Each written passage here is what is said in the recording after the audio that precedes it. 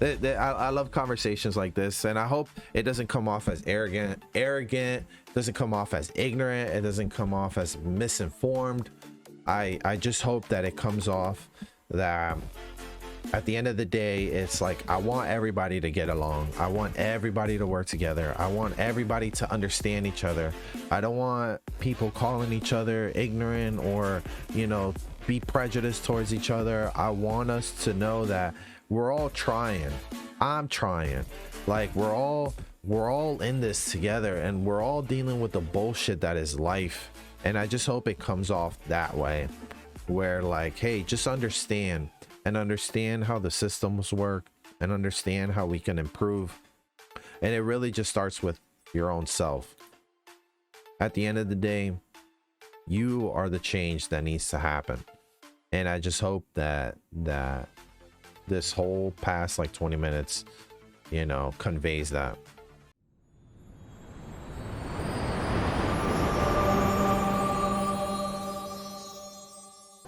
You can't be racist to whites. Oh.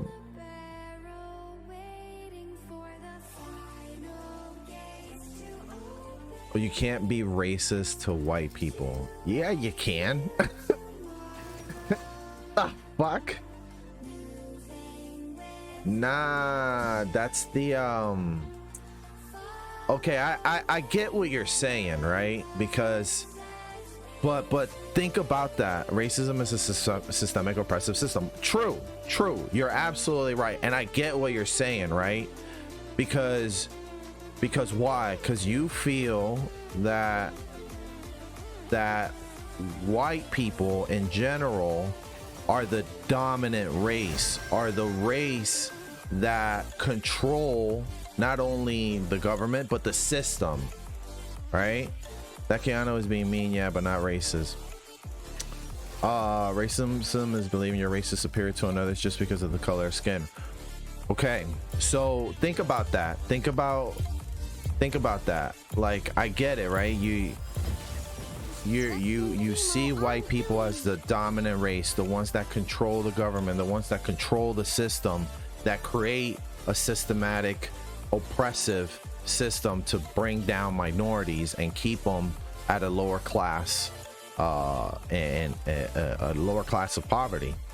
But that mentality right there is you already considering these people above you, you know, like nobody is above anybody.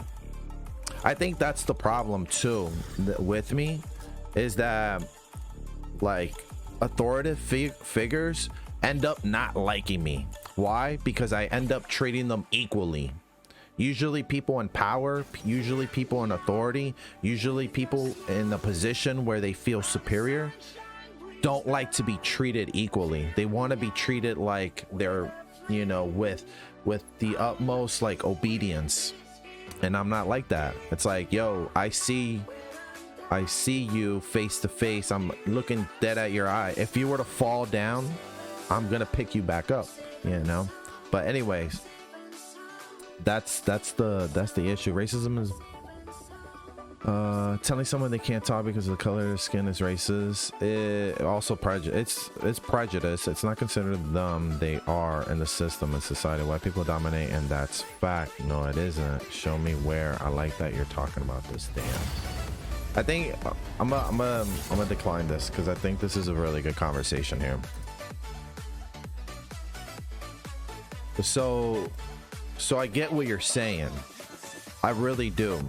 And that's what I'm kind of like, yeah, you know, the demographically speaking, the executives, politicians, the people who create the laws, you know, the ones that design and shape and have a say so in our country or in the country of the United States, you know, they and probably the top countries in the world, you know, we have what, United States, Canada, the United Kingdom, I mean, we have Russia, but you can also consider them Germany, you can also consider them white, you know, So I get it. I get it. Demographically speaking, they dominate the population, they dominate politics, they dominate the laws. So I totally understand, and you're absolutely right. You know, factually speaking, technically speaking, you're absolutely right. But what I'm talking about is culturally, socially, within the own mind. I firmly believe that the system is also trying to dominate your thinking as well, because you know, I know a lot of Spanish people, and I've heard, like, you know, even amongst a lot of minorities, period, you know, Black, you know, Latino, you know, the races with darker skin, they consider having whiter skin, you know, kind of like it's more attractive, it's more this, it's more that. Like they already have it in their mind, right? They see it's already, the system is already enslaving the mind there, you know, and you're already thinking that the dominant, the white race is the dominant one, is the better one, right? And so we either have to be mad at it, right, be prejudiced, be racist towards it, you know, or find some justification that, oh well, you guys are the dominant race, you can't be racist to you. What I'm saying is, cultivate your mind to not think that way. Cultivate your mind to have not only pride in your ethnicity, but also just a high level of self-esteem. You know, that's what I'm referring to, is we can't have that level of thinking. We can't, because you're already putting that other race above you automatically, you know.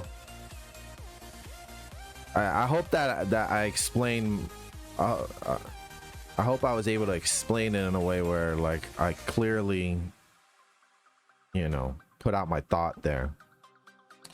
Yes, colorism exists in the cultures because of colonization and imperialism. White supremacy is upheld and supported by the systems. It is easier said than done, Dan. Centuries of oppression, erasure, and self-hatred. It isn't easy for people to do that, and I hope you understand that. I understand when...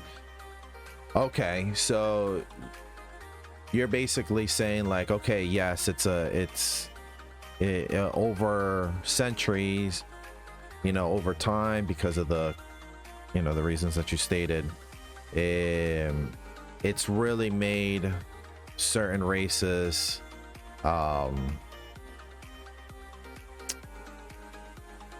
have a level of inferiority, right? That's basically what centuries of oppression and erasure and self-hatred, right? So, you know, you have a lot of minorities who have an inferiority, which I agree. I wholeheartedly agree. You know, Black people with skin color, Latinos, Hispanics with language, communication, you know, but also white people with guilt and shame. You know, it's the self-hatred. But I get what you're saying. And so you're saying, because that's been so ingrained in the culture and society and the system, that it's hard to not think that way,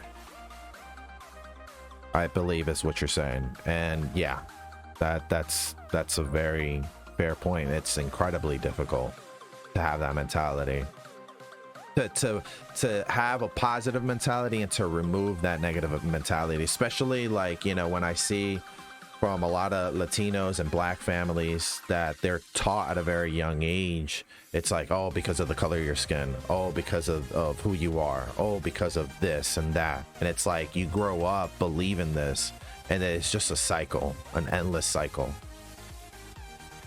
So I guess, you know, that's why you have such good civil leaders trying to remove that level of thinking. And you're right, it's super hard. It's super hard. Incredibly hard, actually. You know, like, I live in Virginia, and I feel like the population is very white and black here, and so I've experienced racism like here pretty good, like pretty clearly. It's like, wow. I've gone to movie theaters where I walk in and half the movie theater is literally half the side is white people and the other side is only black people, and it's like, what is going on here? You know, and I come from Florida, so Florida, we have like such a mixture of Latinos and Hispanics that color doesn't really matter. What's confusing is the language. It's the language barrier a lot of times. But I'm a Latino. Really, I would have never guessed Chicano.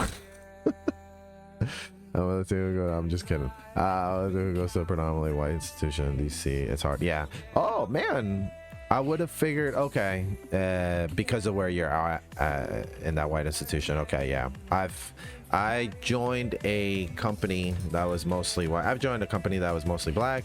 Like legit. They have in their paperwork we're a predominantly black African American. You know, where we employ 85% of our personnel is African American, et cetera, et cetera. And then obviously I've been into white companies where it's predominantly Caucasian, you know, people. And I do agree. It's incredibly hard. I think as a Latino, in personally speaking and in my personal experiences, especially if you're not, because I've seen many Latinos who pass as white, and obviously there's many Latinos who pass as completely black, but if you're in the middle of that, where you have Native American in you, where you have more of a Native American look, where you have the more brown skin, the more defined features, it becomes incredibly hard. You know, because a lot of they don't teach Hispanic Latino history in the American institution. They teach white mostly, yeah, sure. They teach a lot of black history, but they don't really teach a lot of Latino, Hispanic, the mestizo look. Perfect. Yep, exactly. And so, and mestizo, guys, is basically mixed race. So the mestizo look is a mixture. For example, me, I'm half Venezuelan, half Portuguese. So I have a lot of Spaniard blood. I have a lot of, because of the Portuguese, I have a lot of Middle Eastern, Morocco, Spain, you know, and along that upper north of Africa. But also, you know, I have Venezuelan blood, so I have a lot of the Spaniard again. I have a lot of the slaves because they went to Venezuela, and also native blood. So I'm what you would consider a mestizo. It's what I would consider myself officially if you were to ask me. So anyway, I've been in institutions where it's mostly white, mostly black, and it's hard because, you know, I personally feel, because of my personal experiences, that Latinos don't have a very strong voice yet. You know, I think black people have a much bigger voice. And hey, Kyle, perfect timing. And, you know, and I think Asians in general are much more accepted, you know. If you were to, there's statistics. Hey, Chicano, thank you for following, bro. If you were to look up the highest paid people in corporate, it would be white, Asian, and then you have black and Latino all the way at the bottom. You know, I do believe that the voice, it's easier to get rid of the Latino than it's easier to get rid of the black person, you know, because of affirmative action, you know, because of the social construct of things. I think it's easier to take advantage of the Latino because of the language barrier and a lot of, you know, the kind of jobs and work, et cetera, et cetera.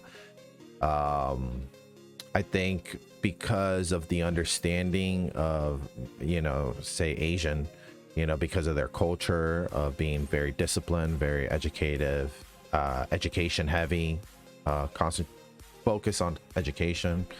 I think it's more respected, but also they deal with their own language barrier as well. So it goes same thing for Middle Eastern as well. Middle Eastern suffer a lot because of, you know, our, or the look that the United States has given Middle Eastern people, because of the terrorism or just the poor. You know, a lot of people think that when they see these other Middle Eastern countries, they think desert and poverty and stones and sticks and all this, and it's not true.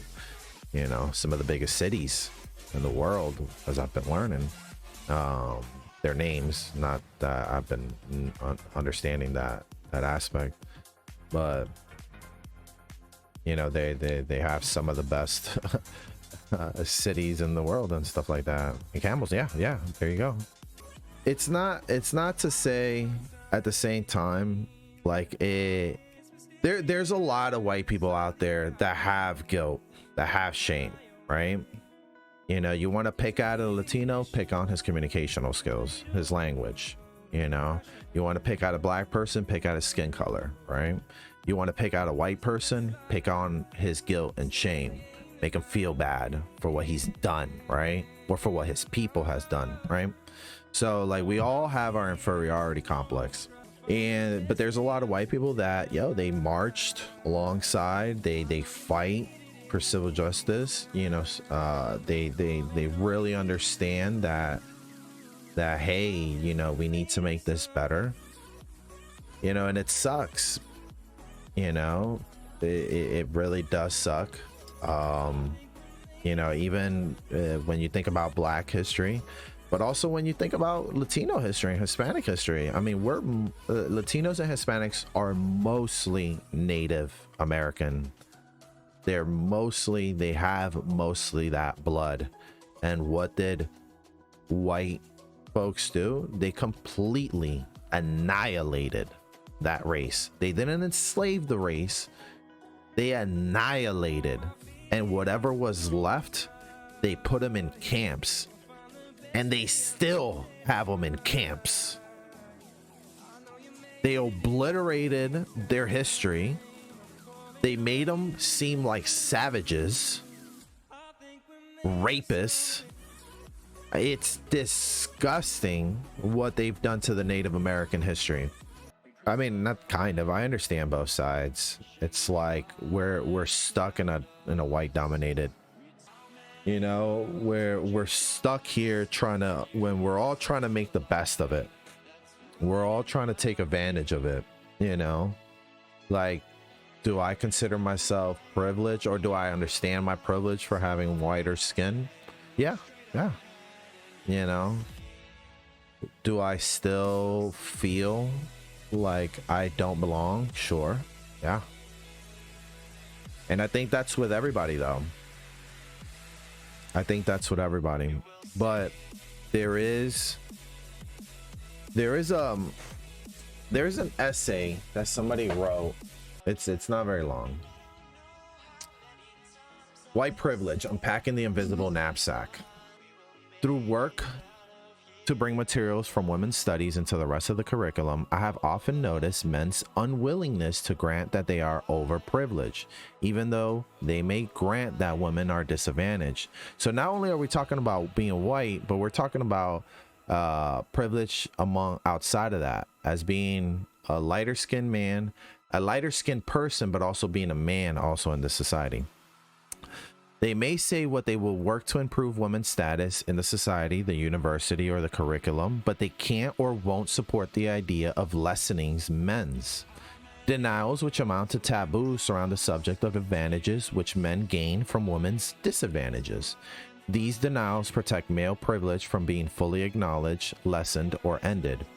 Thinking through unacknowledged male privilege as a phenomenon, I realized that since hierarchies in our society are interlocking, there was most likely a phenomenon of white privilege which was similarly denied and protected. As a white person, I realized I had been taught about racism as something which puts others at a disadvantage, but had been taught not to see one of its corollary aspects, white privilege, which puts me at an advantage. I think whites are carefully taught not to recognize white privilege as males are taught not to recognize male privilege, which is very true. I wholeheartedly believe that. I think a lot of white people don't see the privilege of being white, and I think a lot of men don't see the privilege of being a man. You know, so I have begun in an untutored way to ask what it is like to have white privilege. I have come to see white privilege as an invisible package of unearned assets which I can count on cashing in each day, but about which I was meant to remain oblivious. White privilege is like an invisible, weightless knapsack of special provisions, maps, passports, codebooks, visas, clothes, tools, and blank checks. Describing white privilege makes one newly accountable. As we in women's studies work to reveal male privilege and ask men to give up some of their power, so one who writes about having white privilege must ask, having described it, what will I do to lessen or end it? After I realized the extent to which men work from a base of unacknowledged privilege, I understood that much of their oppressiveness was unconscious. Then I remembered the frequent charges from women of color that white women whom they encounter are oppressive. I began to understand why we are justly seen as oppressive even when we don't see ourselves that way. I began to count the ways in which I enjoy unearned skin privilege and have been conditioned into oblivion about its existence. So she's Peggy McIntosh is white, you know, she's recognizing it through the women's studies that, hey, wait a minute here, you know, male privilege, you know, through her women's studies, male privilege is this, that, and the third. But then she started realizing, like, wait a minute, we have, because I'm white, I have a lot of white privilege as well. Nah, I think you guys are making good points. I think what she's saying is from her personal experience. You know, she doesn't fit in solely in a category. You know, she's not full this, she's not full that. You know, she still gets hate from inside her own culture, and I understand that wholeheartedly, right? Because I'm not white enough to be white, I'm not black enough to be black, and I'm not Spanish enough to be Spanish. So I'm stuck in this middle ground where, you know, I'm not fully embraced by a singular race. You know, when people hear me speak in English, you know, Spanish people or Latino and Hispanic people hear me speak English, they wouldn't ever known that I speak fluent Spanish. They would never realize that. But they can kind of tell that I'm Latino. You know, they'll call me a gringo, but like they'll know that I'm Latino. You know. And then I also have very like strong like predominant features, you know, big lips, big nose, dark eyes, you know, coarse hair, you know, like you catch me on a really good tan, I'm like dark as shit. So like outside of that, you know, we do see like, okay, this person's Middle Eastern. Okay, we see this person as a terrorist or somebody that's worse off. You know, or like that might be more dangerous. You know, we see a black man and we think of him as society. We tend to lean more violent and aggressive, and you know, we think about the Latino as like dumber and can't communicate, doesn't know the language. You know, same thing with any person of foreign descent. You know. Well, what Chicana is saying is like, that's why we have hierarchies. And it was really Spain that brought that into light. They did a hierarchy chart. Like literally there's a race hierarchy chart. Like this was, so like Spanish with a white, you know, and then like the lowest was slaves with a black child. And like they literally had, you know. And then towards the top they have like a white with a black with a mixed child, you know, like that. You see mestiza right there, castizo, español, mulatto, you know. They have like a mix, white woman, black male, but the white man and with a black woman is higher on the list, you know. It's so anyways, but even in society, you know, we do shit. I've been on Tinder and I've seen girls like straight up be like, yo, I don't want to date a black man, or if you're black, don't message me, you know. It's like just straight up. In society we have certain kind of stereotypes that's been accumulated over time. So yeah, no, I totally get it. That's why, like, I'm not a feminist. Like, I think men suffer more. Like, I might be biased, but men definitely suffer a lot more. I think men are, because of the level of responsibility and pressure that society places on them, I think it's much more important. Like, and we don't give a shit about a man's well-being, right? We'll send him off to war. We'll make him do our dirty work. We'll make him do jobs of manual labor. We don't care about the mental health. We don't care about his domestic issues with his wife. You know, the justice system is more favored towards the woman. You know, the woman is much more accepted as not employed, you know, pretty much can marry a like, what's easier, being a hot white man or being a hot white blonde like woman, you know? Like, it's so much easier being like, if you're white, you're hot, and you're blonde, like, you can get any, like, you can just pick and choose what rich guy you want to be. But if you're a man, you actually got to fucking work, you know. Even if we look at it in a religious point, you know, in the Christian religion, you know, like, what were the consequences of man, you know, women and man and woman, you know. Women were going to be number two. They were going to listen to men. They were going to be pretty much number two to man. And what were the consequences of man? They were going to have to work for their food. So for the rest of their life, they were going to work.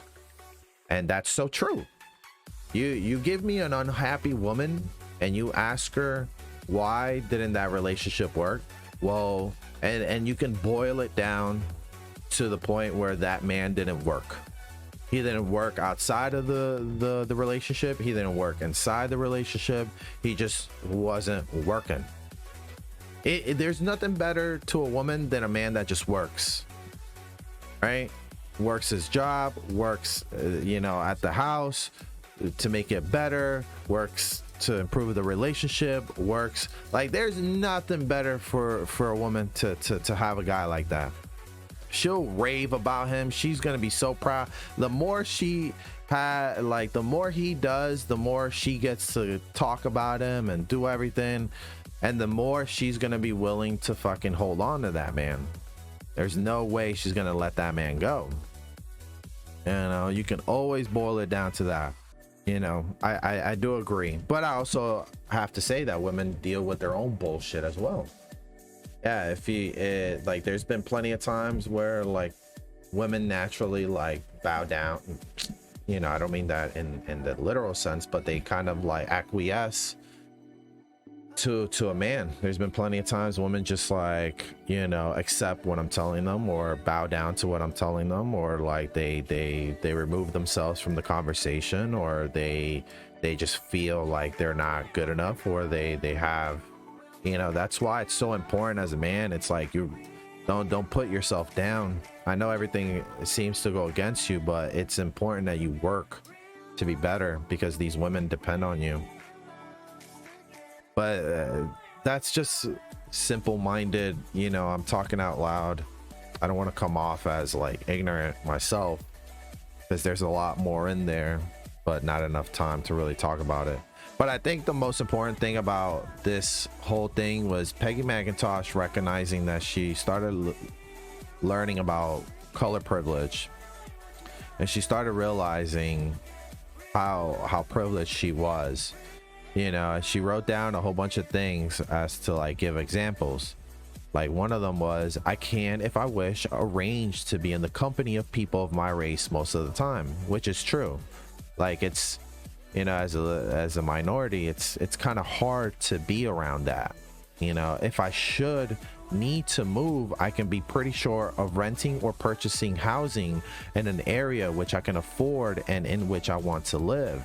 Yeah, like if you want to be in a nice neighborhood, you're gonna probably end up being in a white neighborhood predominantly. And you know, if you want to be around more black people or more Latino people or more of whatever minority you're part of, you're probably gonna have to end up being in a certain not so great neighborhood, you know. Number 3, I can be pretty sure that my neighbors in such a location will be neutral or pleasant to me, right?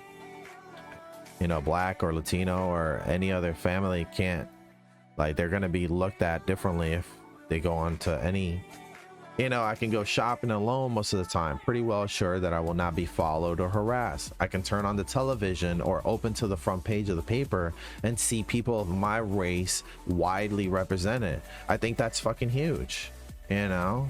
I think it sucks seeing a lot of like movies and TV shows where I don't feel represented. When I am told about our national heritage or about civilization, I am shown that people of my color made it what it is, you know? I can be sure that my children will be given curricular materials that testify to the existence of their race.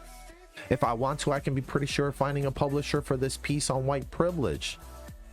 You know, I can go into a music shop and count on finding the music of my race represented, into a supermarket and find the staple foods which fit with my cultural traditions, into a hairdresser's shop and find someone who can cut my hair. Whether I use checks, credit cards, or cash, I can count on my skin color not to work against the appearance of financial reliability. Oh, because I'm black. Oh, because I'm Spanish. Oh, because I'm, you know, this, that, and the third. You don't think I got the money? You know, number 11, I can arrange to protect my children most of the time from people who might not like them. I can sear or dress in secondhand clothes or not answer letters without having people attribute these choices to the bad morals, the poverty, or the illiteracy of my race. Oh, you're not paying your bills because you're broke, you're cheap, you're like, you're defiant, you know, you're a piece of shit. Like, damn, you know. Number 13, I can speak in public to a powerful male group without putting my race on trial. That's true. Oh, like, how many times have we seen black people like talk out loud? It's like, oh, you represent all black people now? Oh, it's like, oh, you represent all Latinos now, Danny? Like, you know, things like that. Number 14, I can do well in a challenging situation without being called a credit to my race. Oh man, you're awesome for Latino. Oh, you're awesome for being black. Oh, you're awesome for being a Middle Eastern. Oh yeah, you know, like you're definitely different from the rest of your kind, you know? Number 15, I am never asked to speak for all the people of my racial group. It's like, hey Danny, how, you know, as Venezuelan, like how what do you have to say? As I, whoa, what the fuck? Well, since when did I become the spokesperson? You know, oh, like, hey, you know, like you're from we go to a Mexican restaurant and I'm like Latino. Is like, oh, hey Danny, like what's this mean and what is this? Like, oh, is this something that your people like fuck off? Like, you know, this is different. Like, you know. Number 16, I can remain oblivious of the language and custom of persons of color who constitute the world's majority without feeling in my culture and any penalty for such oblivion. You know, like, oh yeah, there's other powerhouses and there's other cultures and there's other languages. Number 17, I can criticize our government and talk about how much I fear its policies and behavior without being seen as a cultural outsider. You know, even I've experienced that in like white companies and black companies. I can't really speak out loud. You know, there's been times where if I complain, I'm going to be seen as a problem. It sucks. Number 18, I can be pretty sure that if I ask to talk to the person in charge, I will be facing a person of my race. You know, And that sucks. Like if you're black or Latino or Middle Eastern or Asian, like damn, like they're not gonna give you the benefit of the doubt. They're not gonna, you know, you're guilty until proven innocent type shit. You know, number 19, if a traffic cop pulls me over or if the IRS audits my tax return, I can be sure I haven't been singled out because of my race. It's pretty self-explanatory. It's number 20, I can easily buy posters, postcards, picture books, greeting cards, dolls, toys, and children's magazines featuring people of my race. I can go home from most meetings of organizations I belong to feeling somewhat tied in, rather than isolated, out of place, outnumbered, unheard, held at a distance, or feared. This is big for me. You know, I've been in white institutions and black institutions. You know, I don't feel like I belong. I don't feel like I'm somewhat tied in. I feel isolated. I feel out of place, outnumbered, unheard, held at a distance, and feared. Like if you're a man, especially as a minority, you have to be calm. Especially as a Latino or black man, like please, you cannot show any signs of anger. Or if anything, it's going to be used against you. I can take a job with an affirmative action employer without having co-workers on the job suspect that I got it because of race. Oh, that person's white. Oh, that person can get the job. You know, no, we're not going to take the black person. We're going to take the Latino. We're not going to take the Middle Eastern. We're not going to take, you know, this person. Number 23, I can choose public accommodation without fearing that people of my race cannot get in or will be mistreated in the places I have chosen. I can be sure that if I need legal or medical help, my race will not work against me. If my day, week, or year is going badly, I need not ask of each negative episode or situation whether it has racial overtones. You know, I definitely I see this a lot. I personally don't consider myself, like, I don't really pay attention to race. Like I was explaining yesterday, I think it's more of like sexual, like me being very outspoken, you know, opinionated, charming, personal, and ruggedly handsome, you know, and I'm not trying to flex. I'm just even though I was just being stupid at the end there, but I think it has more to do with that. But I have seen plenty of this. I've seen it many a times where people are like, Danny, you know, it's probably because you're Latino. Oh, Danny, it's because you're this.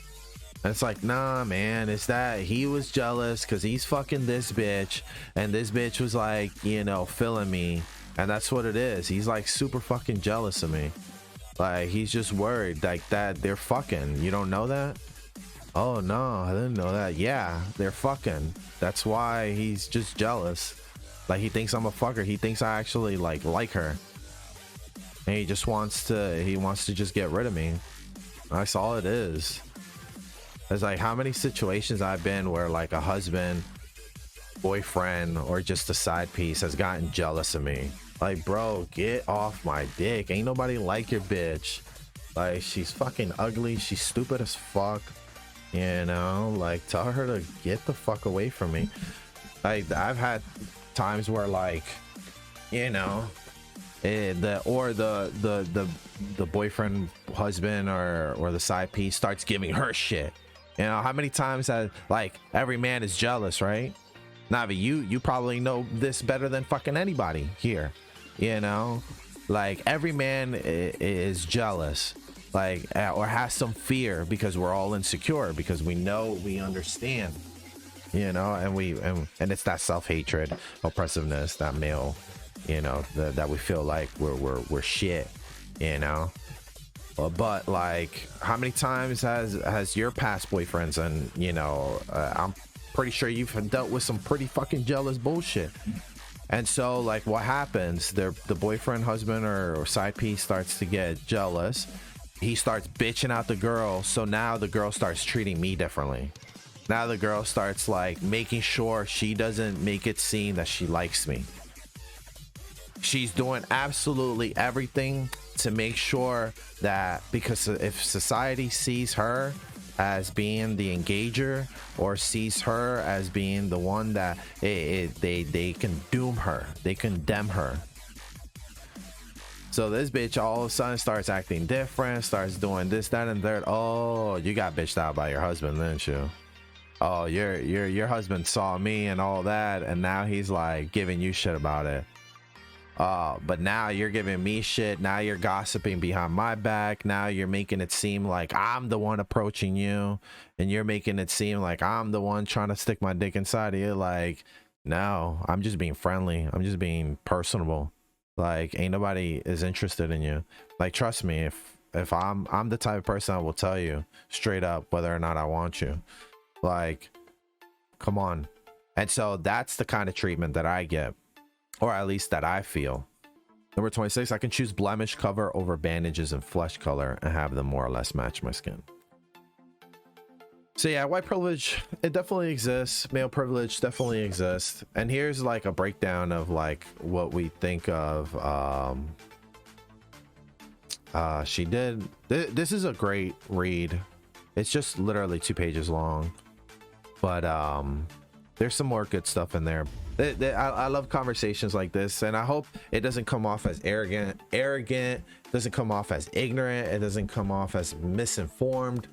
I just hope that it comes off that at the end of the day, it's like, I want everybody to get along. I want everybody to work together. I want everybody to understand each other. I don't want people calling each other ignorant or, you know, be prejudiced towards each other. I want us to know that we're all trying. I'm trying. Like, we're all in this together, and we're all dealing with the bullshit that is life. And I just hope it comes off that way, where like, hey, just understand how the systems work, and understand how we can improve. And it really just starts with your own self. At the end of the day, you are the change that needs to happen. And I just hope that this whole past like 20 minutes, you know, conveys that. And I hope I didn't come off as arrogant. I don't mean to come off as arrogant. Like, it really sucks, man. Like I try to be nice to people. I try to be, you know, friendly, and people take it wrong. You know, and I get it too, right? Like, if a woman is super nice to me, oh, she wants to, you know, she wants to do this, that, and mess around and do all this. But it's not true. She's just being nice. So I kind of understand how I would come off across, like, but that's not how I really feel. I'm just being friendly. I'm just being nice. And so it sucks when like I see a girl or a woman or a guy start treating me differently. Like, dude, I'm not interested in your girlfriend or your wife or your side piece. Like, you don't have to like try to get rid of me or do whatever because you have this insecurity. Like, trust me. Oh, you're a Latino, you got that machismo, you know, you're like aggressive and you look down on women. It's like, no, I don't, man. It's like, I actually treat women like with equality. You're the one that treats them like they're lesser, they're weaker. You actually treat them like they're weak, right? You know, like you're manipulated and influenced, and you give them the benefit of the doubt and you try to help them more because you look at them as weaker, you know. And yeah, you know, if you want to call me a machismo, you know what? Okay, call me a machismo. Yeah, I'm a man of honor. I'm a man of respect. You know, I'm a man of hard work ethic. I'm a man that definitely tries to nurture and grow not only myself but others around me. I have high work ethic. I have, you know, respect not only for myself, but I also expect that respect back. You know, I don't need you, you know, cracking jokes. I don't need you talking your shit, you know. And if you do, you better kiss my ass with it, because I'll be quick to just let you go, because I'm not gonna put up with that. It's like, oh my god, like it's like, no, it's just, I know women can get away with a lot more. and I will tell them if I feel disrespected or insulted. I will tell them like, hey, yo, chill with that. And I've had plenty of women that continue. It's like, you still continuing on. Okay, well then why do I need to be around you, and why do you need to be around me? Like, I don't need to be around negativity. I was like, and then, you know, she'll get salty, she'll get mad because I'm no longer giving her attention. I was like, well, you did this. I told you to back off and chill out. You know, we can be cool, we can, you know, be sweet, but you need to chill. You know, you can, all these other boys and all these other guys you hang around with, and you can get away with everything you want, you can get anything you want from them, but you need to actually fucking chill the fuck out, or earn that shit with me. You don't get handouts. So then the girl starts getting mad, then starts talking shit, and then other guys start believing her, right? You know, because most guys are simps, most guys are cornballs, most guys are easily manipulated and influenced by women. Why? Because most women understand the protective and provisional nature of man, and so they abuse that. So it kind of sucks, you know. I have dated many Latino men, and they were all very loving. Yeah, sure, we can get angry. I mean, don't get me wrong, I can get angry too, and I can have my jealous insecurity about me, and I have, you know. But I've also been wrongly, very wrongly, like misunderstood, misrepresented, defamed, discredited, and it sucks because then most people will believe it, and I don't have an opportunity to plead my case, or if I do, it's like, it doesn't matter. They made up their mind. They don't give a shit what I have to say. They're just gonna scrutinize what I have to say. You know, at the end of the day, you know, it's that devil talk, right? And then that's also the heavenly talk. It's like, you know what? The only thing I can do is just, you know, blame myself, because, you know, not blame myself in the essence that I was wrong, but, you know, in the essence of improvement. It's like, hey, look, you could have definitely been in different situations. You could have picked a different place to be, different group of people to be around with, different things to have said. But at the end of the day, all you can do is get better, be better, and do better.